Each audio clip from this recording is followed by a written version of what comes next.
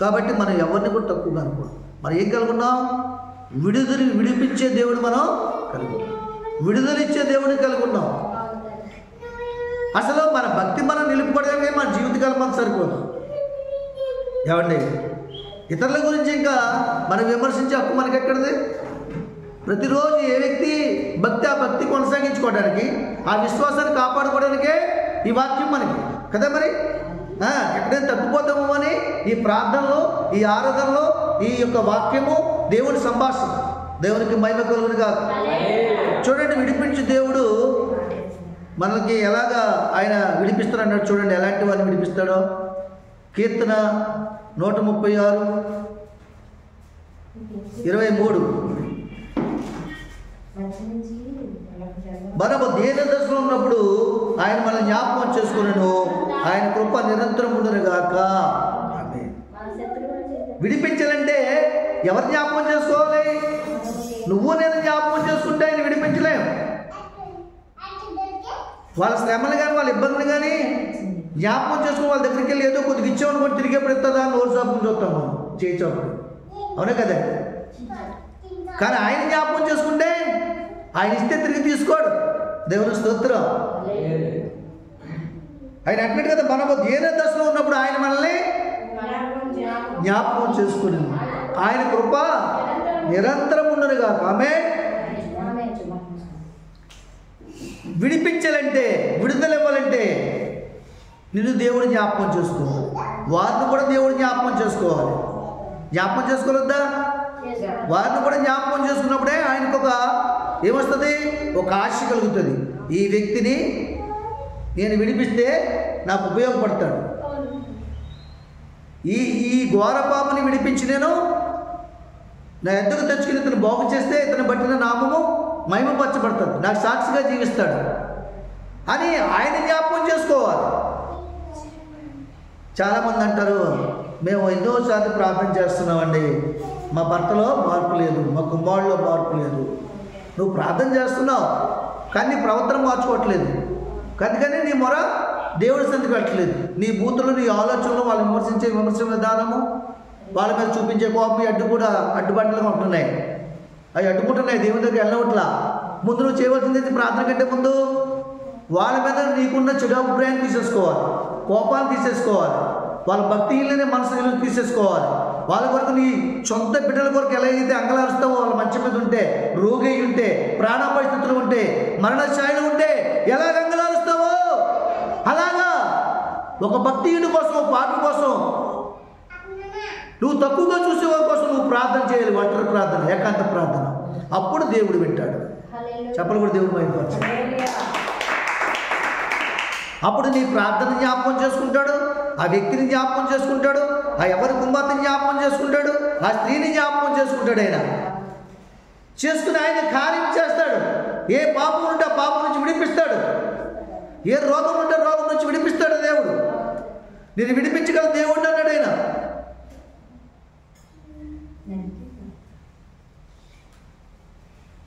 కాబట్టి సంఘం అనే మనము దేవుని ప్రేమ కలిగి వారి కొరకు ప్రార్థన చేయాలి. అందరూ ఉంటారండి, అడవులో అన్నీ ఉంటాయి. ఒక ఏనుగులే ఉండాలి, పుల్లే ఉండాలని దేవుడు సృష్టించలేదు. మనుషులు ప్రాణాలు తీసే పాములు కూడా ఉంటాయి, పులులు ఉంటాయి.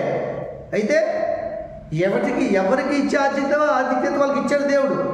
అవి ఉండాలి, అదే ఆజ్ఞ. ఆయన ఆజ్ఞగానే భూమి మొలిపించింది. మనుషులు మోసుకెళ్ళే జంతువులు ఉంటాయి, మనుషులు తొక్కే జంతువులు కూడా ఉంటాయి, మనుషులు కాపాడే పక్షులు ఉంటాయి, జంతువులు ఉంటాయి, మనుషులు ప్రాణాలు తీసి కూడా ఉంటాయి. ఆ రెండింటినీ కలెక్ట్ చేసింది ఆయనే. అలాగే ఈ లోకమనే అరణ్యంలో దుర్మార్గులు ఉంటారు, దుష్టులు ఉంటారు, వ్యసనపరులు ఉంటారు, వడ్డీ వ్యాపారాలు చేసేవాళ్ళు ఉంటారు, ధనాపేక్ష కలిగిన వాళ్ళు ఉంటారు, సారా వ్యాపారాలు చేసేవాళ్ళు ఉంటారు, ఏదో బ్రతుకుతెరువు కోసం 10 రూపాయలు సంపాదించుకోవాలని లోకానుసారమైన ఆలోచన కలిగి ఉంటారు. అది వారి దృష్టికి న్యాయమే, నీ దృష్టికి చెడుతనంగా కనిపించవచ్చు. వాళ్ళని సపోర్ట్ చేసి మాట్లాడట్లేదు, వాళ్ళని బ్రతికిస్తున్నాడు దేవుడు, మనల్ని బ్రతికిస్తున్నాడు కదా. మరి ఆయన ప్రేమ చూపిస్తున్నాడు కదా. మనం విమర్శించడం వల్ల, వాళ్ళు తక్కువ చేసి మాట్లాడడం వల్ల వాళ్ళకి మన శత్రువు అవుతాం. అవునుగా చెప్పండి. అయితే ఏం చేయాలి? వారి కోసం మనం ప్రార్థన చేయాలి. వాళ్ళతో ఏకీభవించకూడదు. వాళ్ళు చేసే ఆ పనులు చేయక్కర్లేదు. నీ ఇంటికి వచ్చిన చుట్టాలు 10 మంది ఇంటికి పంపించి 10 గ్లాసులు వేయించక్కర్లేదు. అర్థమవుతుందా? వాళ్ళతో ఏకీభవించకూడదు. వాళ్ళు చెడ్డగా మనసులో అనకూడదు. వాళ్ళు తెలియకే చేస్తున్నారు. ఏమన్నాడు ప్రభు శిలువ మీద ఉన్నప్పుడు చెప్పండి? ఆయన మీద ముఖం మీద చూసిన వారిని వారందరినీ ఏమన్నాడు? తండ్రి, వీరు ఏం చేస్తున్నారో వీరెరుగురు కనుక వీరిని క్షమించు. ఎరిగిన వారిని క్షమించమనలేదు, మనల్ని క్షమించిన ఇంకా దేవుడు. ఎరిగి ఉన్నాం కాబట్టి. ఏమండి? ఎరిగింటి పాపం చేస్తే మనం క్షమించడం దేవుడు. అటు వల్ల మనకి ఇబ్బందులు. క్రైస్తవులు అయ్యండి, భక్తి కలిగి ఉండకుండా ఇంకా క్రైస్తవులు రోగాలతో ఉండడం, ఇంకా ఏళ్ళు డబ్బులు హాస్పిటల్ పోలవడం, ఇంకా ఏళ్ళు అప్పుల్లో ఉండడం. ఆయన ఏమంటే సర్వశక్తి గల దేవుడు అన్నాడు. నేను స్వస్థపరచు ఏమో నేనన్నాడు. ఆయన స్వస్థపరిస్తే మనకి మరలా రోగం వస్తుందా? పరిశుద్ధ గ్రంథంలో స్వస్థపరచులు ఉన్నారు కదా. ఎప్పుడైనా వాళ్ళు మరలా రోగం పడినట్టు చూసామా? చూడలేదే. కారణం ఏంటంటే వాళ్ళు మార్పు చెంది మారు మనసు పొంది దేవుని నామాన్ని మహిమపరచారు కనుక ఆయన మహిమార్థమే వరకు సంపూర్ణ ఆర్జము, శక్తి, బలం, ఐశ్వర్యము దేవుడు ఇస్తున్నాడు. ఇవ్వగల సమర్థుడు. ఆమేన్. నీ అవిధేయతలే నీకు అడ్డుబండలు. నీ అవిధేయతలు నువ్వు అప్పులు పోవడానికి కారణం అవుతాయి. అవిధేయత అంటే ఎవరితో పాపం చేయక్కర్లేదు, ఏ తప్పులు చేయక్కర్లేదు, లంచాలు తీసుకోక్కర్లేదు, పాడు పనులు చేయకుండా దొంగతనం చేయ. అవిధేయత దేవుని మాట వినకపోవడం అవిధేయత. ఆధ్యాత్మిక క్రమమే పాపం. దేవుడు దినము నీతో ఏదైతే చెప్తున్నాడో అది మీరి మనము ప్రవర్తించినట్టయితే అది పాపమా కాదా?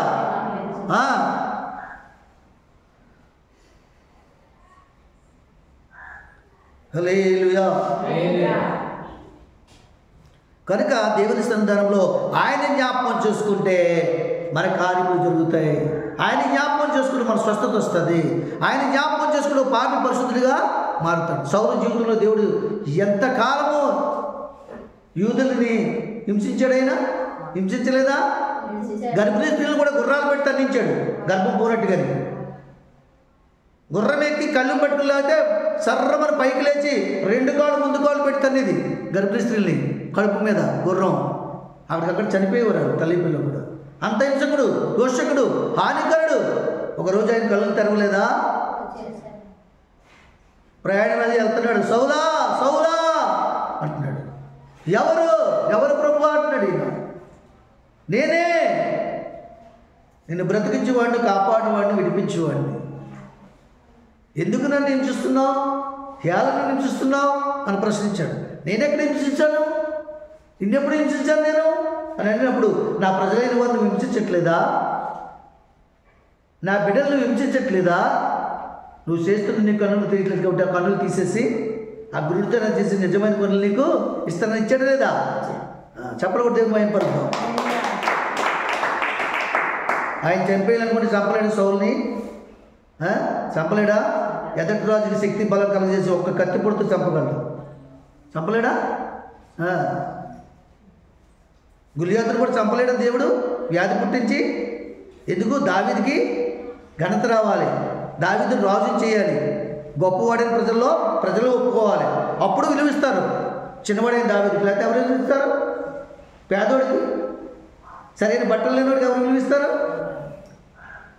మీరు నాకు విలువ పోవాలంటే నా ద్వారాగా నేను చేసే పరిచయం మీకు గొప్ప కార్యం జరగాలి, అప్పుడు గౌరవిస్తారు మీరు. అంతే కదా?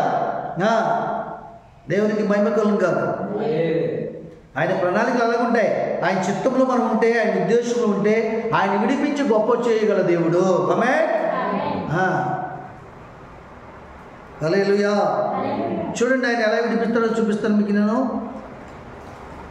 ఎవరిని విడిపిస్తాడో యెషయా గ్రంథము 42వ అధ్యాయము.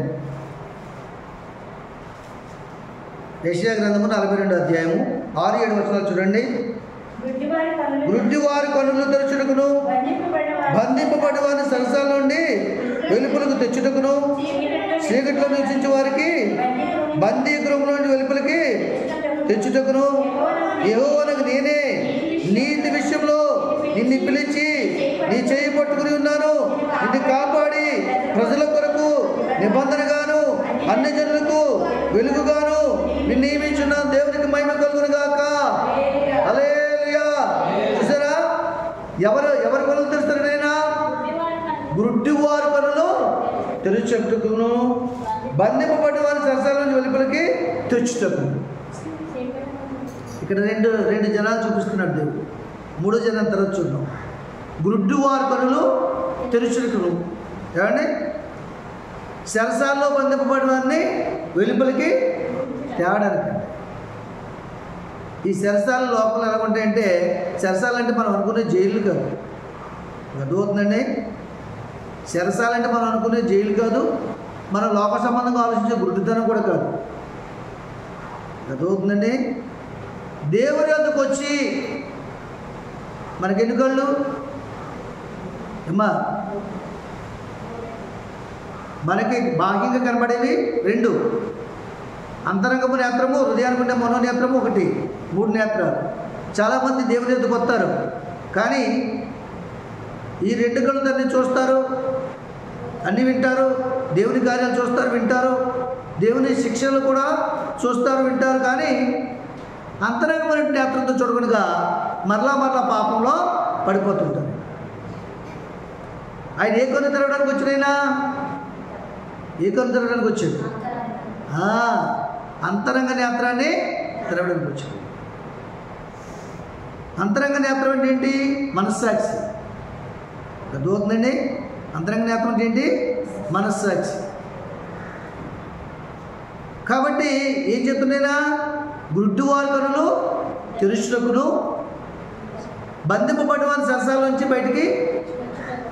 చాలామంది దేవుని దగ్గరికి వస్తారు, చాలామంది సేవలో ఉన్నవాళ్ళు, సాక్షులుగా ఉన్నవాళ్ళు సాక్ష్యాలు పలుకుతుంటారు, ప్రార్థన చేస్తుంటారు, కానీ వారి అంతరంగ నేత్రము తెరవబడదు. అదే మారు మనసు అనుభవం.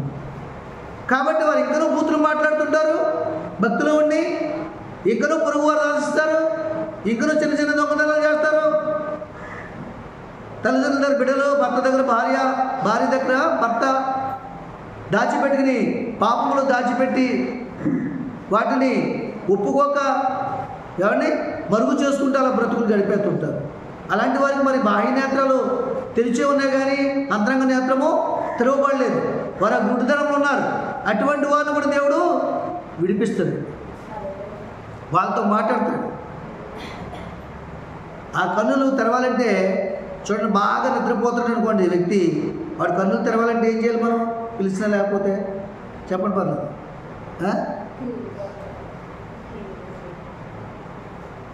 ఇదే మీకు బాగా నిద్రపోతున్న వాళ్ళు మాట వినకుండా లేకపోతే ఏం చేస్తారా? మరి మాట్లాడడానికి ఏమైంది? ఏం చెప్పాలి? నీళ్ళు కొట్టాలి. అంతకీ యాక్సిడెంట్గా లేచిపోయి మనల్ని ఏమైనా అంటాడేమనుకుంటే మన చెయ్యి ముంచుకుని వేళ్లతో కన్నులు తడపాలి. అప్పుడు అతనికి చల్లదనం వచ్చి లిగుతాడు. అవునా కదండి?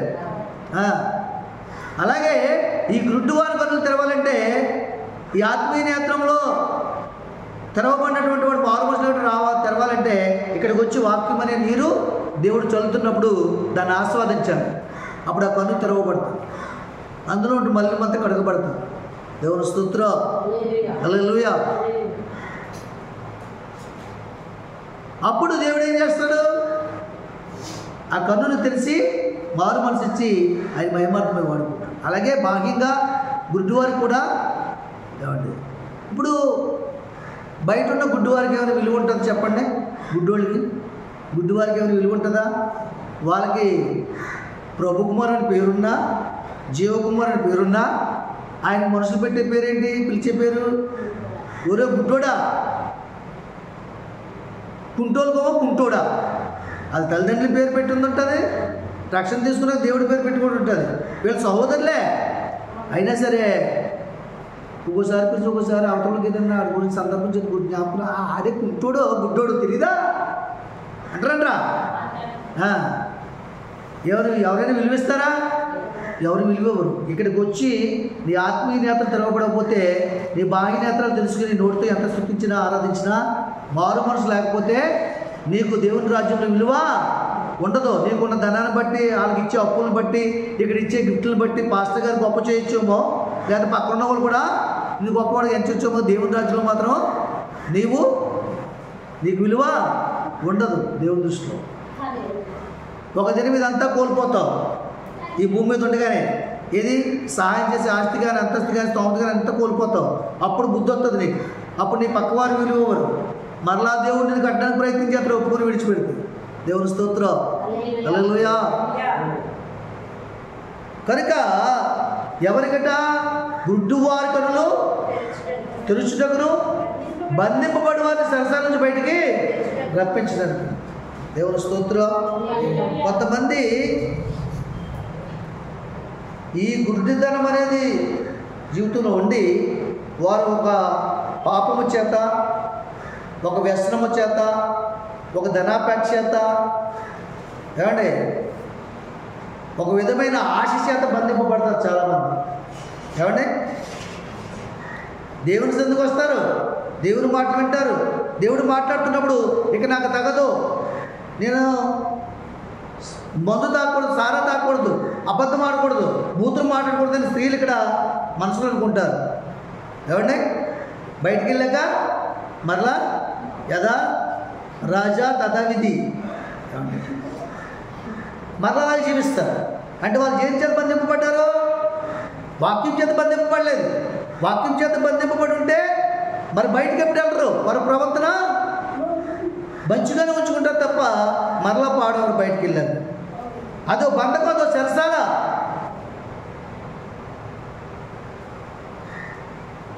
దాన్ని కూడా దేవుడు అందులోంచి కూడా బయటికి రప్పిస్తాడు. ఎప్పుడు రప్పిస్తాడో చెప్పమంటారా? లోకంలో నాకు చాలా అనుభవాలు ఉన్నాయి. ఎప్పుడు రప్పిస్తాడో చెప్పమంటారా? ఒకడు తాగి తాగి తాగి తాగి గుండెలు పాడైపోయి, ఊపిరితిత్తులు పాడైపోయి, లివర్స్ పాడైపోయి ఇంకేడు చచ్చిపోతాడో అని డాక్టర్ సర్టిఫికేట్ ఇచ్చి నెల రోజులు ఏ ఆహారం లోనికెళ్ళక, తిన్నదరక్క, వాంతులు అవుతూ, మోషన్స్ అవుతూ చనిపోయి బ్రతుకుతున్న సమయంలో అప్పుడు ఏమవుతాడు చెప్పండి? అప్పుడు మందటికి వెళ్తే అవుతాడా? నాకెందుకు బాబు ఈ జీవితం ఇలాగ వచ్చింది, ఎందుకు వచ్చింది, నాకేం తాగుతున్నా పని అయిపోయింది అంటాడంట. వాడు వ్యక్తం అవ్వాలి. అప్పుడు ఆ సెరలోంచి అలాంటి పరిస్థితి కలిసి నేను చంపేననుక దేవుడు, నువ్వు చనిపోవడానికి లేదు, అలాంటి పరిస్థితి నీకు కలిగించి అందులోంచి కూడా దేవుడు ఆ బంధకంలోంచి విడిపిస్తాడు. చూడండి, ఒక యవ్వన స్త్రీ, యవ్వన పురుషుడు భర్త ఉండగానే, భార్య ఉండగానే వాళ్ళిద్దరూ పాపంలో కలిసి పాపంతో సహవాసం చేస్తుంటే వాళ్ళని భర్త విడిపించలేడు, పాపం చేస్తున్న భార్యని భర్త విడిపించలేడు, పాపం చేస్తున్న భర్తని భార్య విడిపించలేదు, మానిపించలేదు కూడా. అవసరమైతే నేను వెళ్ళిపోతాను, నీ బతుకు నువ్వు బతుకు, నా బతుకు నేను బ్రతుకుతానంటారు తప్ప అందులోంచి బయటకు రావడానికి ఇష్టపడరు. కానీ వాళ్ళు కూడా ఎప్పుడు బయటకు వస్తారో తెలుసా మీకు? భర్త కంటే గాఢంగా ప్రేమించి ఎదుటోడిని నమ్మి వాడే సర్వస్వానికి, ఏమండి దేవుణ్ణి తృణీకరించి, భర్తను తృణీకరించి, కుటుంబాన్ని విడిచిపెట్టి వాడే సర్వస్వం, వాడే గొప్పోడు, వాడే అందమైన వాడు, వాడికి మించిన అందం మరొకటి లేదు, వాడి ఇచ్చిన సుఖము మరొకటి లేదు అని అనుకున్నటువంటి స్త్రీ ఎప్పుడు వెనక్కి వస్తుందంటే ఆ జీవితం నుంచి మరొక ఇద్దరు స్త్రీలతో వాడు కనబడాలి. ఇక దూకున్నా మరొక ఇద్దరు స్త్రీలతో వాడు కనబడాలి. అప్పుడు మనసు అగాధం అయిపోద్ది, గుండె పగిలిపోద్ది, అగ్నిగుండం అయిపోద్ది. ఇలాంటి నీచుడితో నేను సేవం చేశాను, అవునా అనుకుంటున్నాను కోరా. నేను అలా బయటకు వచ్చినా నేను చెప్పలు కూడా దిగు భయపడతాను. ఇలాంటి నీచుడితో నేను సహవాసం చేశాను. ఇలాంటి నీచుడి కోసమా, ఇలాంటి వ్యభిచారం కోసమా నేను నా భర్తను విడిచిపెట్టుకున్నాను, మంచివాడిని. అప్పుడు ఆ రోజు ఆ స్త్రీ అనుకొస్తుంది. ఇది ఒకటి. రెండోది, ఒక పురుషుడు వేలాది మంది సాక్షిగా పెళ్లి చేసుకుని, వివాహం చేసుకుని, భగవంతుని ఆధీనంలో, దైవ సేవకుల ఆధీనంలో మ్యారేజ్ చేసుకుని, ఈమెను ఎప్పుడు విడిచిపెట్టను, జీవితకాలం అంతా కష్టంలో సుఖంలో ఆదుకుంటాను, ప్రేమిస్తాను, పోషిస్తానని చెప్పి నిబంధన చేసి, ఒక దినము ఆ అమ్మాయి కంటే అందమైన అమ్మాయి ఇతను తారసపడినప్పుడు, ఆ అమ్మాయికి ఎక్కువ ఆస్తి ఉన్నప్పుడు, ఆ ఆస్తి కోసం, అందం కోసం ఈ నిబంధన చేసిన భార్య విడిచిపెట్టి ఆమెను వెంబడిస్తాడు. వెంబడించరా? వెంబడించి ఆమె సర్వస్వం అనుకుంటాడు. కాబట్టి ఆమె సర్వస్వం అనుకుంటాడు. ఎంత చెప్పినా బుద్ధి రాదు. భార్య పిల్లలు ఊరేసి చనిపోతామన్నా, విశుద్ధంగా చనిపోతామన్నా, చనిపోతే చనిపోయింది, మీ పేడ వరకు అయిపోతే నాకు అదే కావాలనుకుంటాడు. కానీ ఏదో ఒక రోజు దేవుడు ఈ కుటుంబం పడే బాధని, ఈ పిల్లలు అంగలార్చే బాధని, వీళ్ళ ఆకలిని, భార్య కన్నీరు కార్చే విధానాన్ని దేవుడు చూసి మెనే టేకులు ఉపవాసస్ అని ఆయన లెక్క చూస్తాడు. లెక్క చూసినప్పుడు మరొకరు పరిచయం అవుతారు. అంతకంటే అందమైన వాడు, అంతకంటే డబ్బున్నవాడు, వాళ్ళ వశంలో పడుతున్న వాళ్ళేవాడు. ఏమండి పడతాడు కదా. మరి అప్పుడు ఈ పురుషుడు ఈ స్త్రీ వేరొక పురుషులతో ఉన్నప్పుడు కానీ, ఆ స్త్రీ వేరొక పురుషులతో ఉన్నప్పుడు కానీ, ఆ పురుషుడు వేరొక స్త్రీలతో ఉన్నప్పుడు కానీ, ఈ దృశ్యాన్ని చూసినప్పుడు ఈ పురుషుడు స్త్రీ కళ్ళు తెరవబడతాయి. ఆ బంధకం నుంచి ఒక బయటకు వస్తారు. ఇంతగా ప్రేమించి ఇంతగా నా ఆస్తి పాడు చేసుకున్నానే, ఇలాంటి ఆమె కోసమా, ఇలాంటి అతని కోసం, అప్పుడు వాళ్ళు అందులోంచి బయటకు వస్తారు. నేను అలా బయటకు వచ్చి ఆ అనుభవాలన్నీ కూడా నేను చవి చూసి దేవుని ప్రేమ గొప్పది, లోక ప్రేమ కంటే, శరీర ప్రేమ కంటే, ధన ప్రేమ కంటే, బంధువుల ప్రేమ కంటే దేవుని ప్రేమ గొప్పదని నేను అనుకున్నప్పుడు, దాన్ని రుచి చూసినప్పుడు దేవుడు నన్ను పిలుచుకున్నాడు. చెప్పలు కూడా దేవుడు భయపడుతుంది. హల్లెలూయా. అంతవరకు వెళ్ళడానికి తిరిగి ఆ బంధకులు వచ్చి రారు.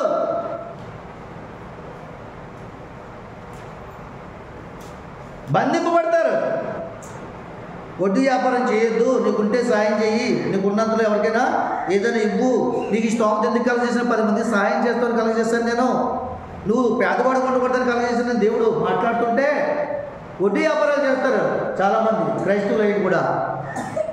ఓ 10 మంది తీసుకుంటారు, అందులో 3 బాగానే కడతారు, 7 రెగ్గొట్టేస్తారు. వడ్డీ లేదు, అసలు లేదు. అది దిగుబడి చేసి మొత్తం దాగేస్తారు. అప్పుడు బుద్ధి వస్తుంది, అప్పుడు మానేస్తారు. గడువునా అంతవరకు మాండవు. అలాంటి వాళ్ళు కూడా బంధకములోంచి విడిపించగలదు దేవుడు. మరణాపాయస్థితిలో ఉన్నవారు కూడా విడిపించి గొప్ప చేసుకునే అంత గొప్ప దేవుడు కలుగును. అయితే ఆయన మన జ్ఞాపకం చేసుకోవాలి.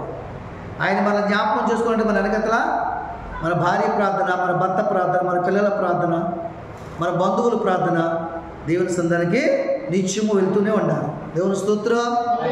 హల్లెలూయా.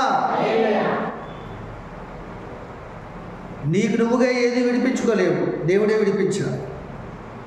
నువ్వు చేయవలసిందన్న ప్రయత్నము, పరిశుద్ధత, విశ్వాసాన్ని కాపాడుకుని దేవుని దగ్గర ప్రార్థన చేయాలి. దేవునికి మహిమ కలుగును గాక. హల్లెలూయా. ఆయన చెప్తుంది కదా, బంధింపకు గుడ్డివారికి కన్నులు తెచ్చుకును, బంధింపబడి వారి సంసారం నుంచి వెలుపులకు తెచ్చుటకును, చీకట్లో నివసించే వారిని బందీగృహం నుండి వెలుపులకి తెచ్చుటకు. చీకట్లో నివసించే వాళ్ళు ఎవరు వీళ్ళు? వ్యభిచారం అనేది చీకటి, పాపం అనేది చీకటి, దొంగతనం అనేది చీకటి. ఆ చీకటిని ఇష్టపడేవాళ్ళు. దుర్వ్యాపారం అనేది చీకటి, వడ్డీ వ్యాపారం అనేది చీకటి, ధనాపేక్ష అనేది చీకటి. ఆ చీకటిలో గోతుల్లో పడిపోతే ఏదో రోజు కాళ్ళు చేత తిరిగిపోతే చీకటిలో ప్రయాణం ప్రమాదకరమని అప్పుడు తెలుసుకుంటారు. అప్పుడు ఆ కాళ్ళకి తగిన గాయాలు, ఆ ఇరిగిపోయిన ఎముకలు ఎలా ఉన్నాయో చూసుకోవడానికి వెలుగు కావాలని వెలుగు వద్దకి వస్తారు. చెప్పలు కూడా దేవుడు అయిపోతాం. హల్లెలూయా.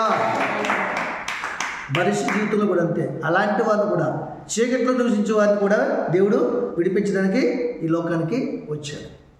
అందుకనే ఏ ఒక్కరు నశించుకోవడం ఆయనకి ఇష్టమో లేదు.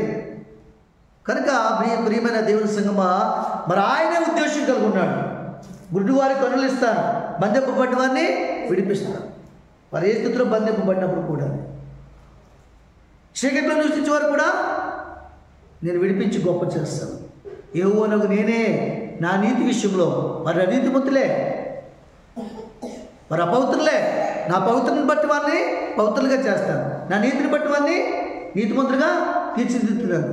మన జీవితంలో అలాగే దేవుడు చేశాడు. లేదా మనకేమైనా స్వనీతి ఉందా? లేదే. ఆయన నీతే మనలో ప్రవేశించి మనల్ని ఇలా నడిపిస్తుంది. దేవునికి మహిమ కలుగును గాక. అందుకని వాక్యం ఏం చెప్తే ఒక్కడు నీతిమంతుడు లేడు, అందరూ పాపం చేస్తున్నారు. అయితే ఆ మాట పట్టుకుని పాపం చేయడానికి ప్రయత్నం చేయకూడదు, సపోర్ట్ చేయకూడదు, అలా జీవించకూడదు. అయితే నీతిమంతుడైన యేసయ్య మాట విని దాని ప్రకారంగా జీవిస్తే మనం కూడా నీతిమంతుడమే. చెప్పబడిపోతుంది. అందుకొరకు ఈ లోకానికి వచ్చింది. ఆయన నీతిని మనలో ప్రవేశపెట్టిన నీతిమంతులుగా తెచ్చడానికి ఈ లోకానికి వచ్చాడు. అయోగ్యము అపాత్రమైన మనల్ని పవిత్రులుగా చేసి పవిత్ర పరలోక రాజ్యంలో ప్రవేశపెట్టడానికి లోకానికి వచ్చాడు. మనలో ఉన్న దుర్మార్గాన్ని, దుష్టత్వాన్ని, కోపాన్ని, ఆగ్రహాన్ని, అసూయాన్ని తీసివేసి ప్రేమని, సమాధానము, ఏమండి నీతిని, దయాళత్వమును, వీటన్నిటిని కూడా మనలో దేవుడు ప్రవేశపెట్టడానికి లోకానికి వచ్చాడు. హల్లెలూయా, హల్లెలూయా. కనుక దేవుని సన్నిధానంలో మనం ఏం చేయాలి? మన అంతరంగ నేత్రాన్ని తెరుచుకుని జీవించాలి.